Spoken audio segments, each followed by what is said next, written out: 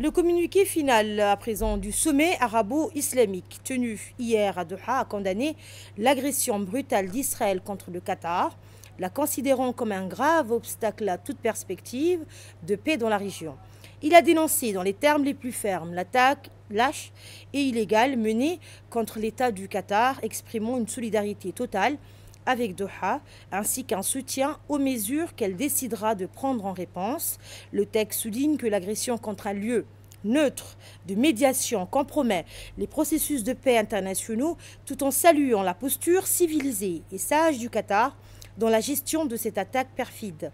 Le communiqué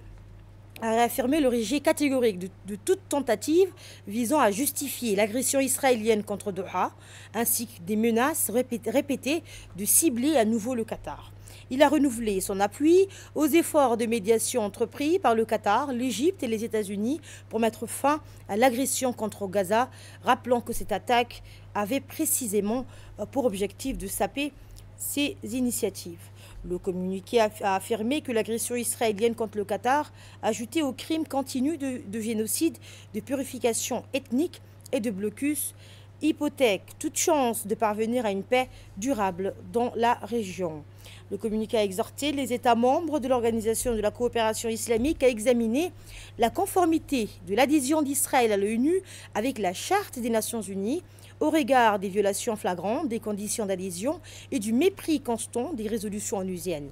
Il a appelé à cet égard à une coordination des efforts en vue de suspendre l'adhésion d'Israël à l'organisation.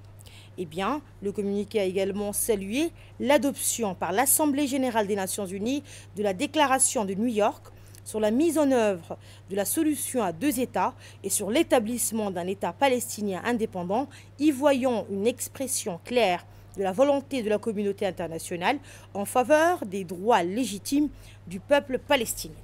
Et enfin, le sommet a appelé à la mise en œuvre effective des mandats d'arrêt émis par la Cour pénale internationale contre les responsables des crimes commis dans les territoires palestiniens occupés.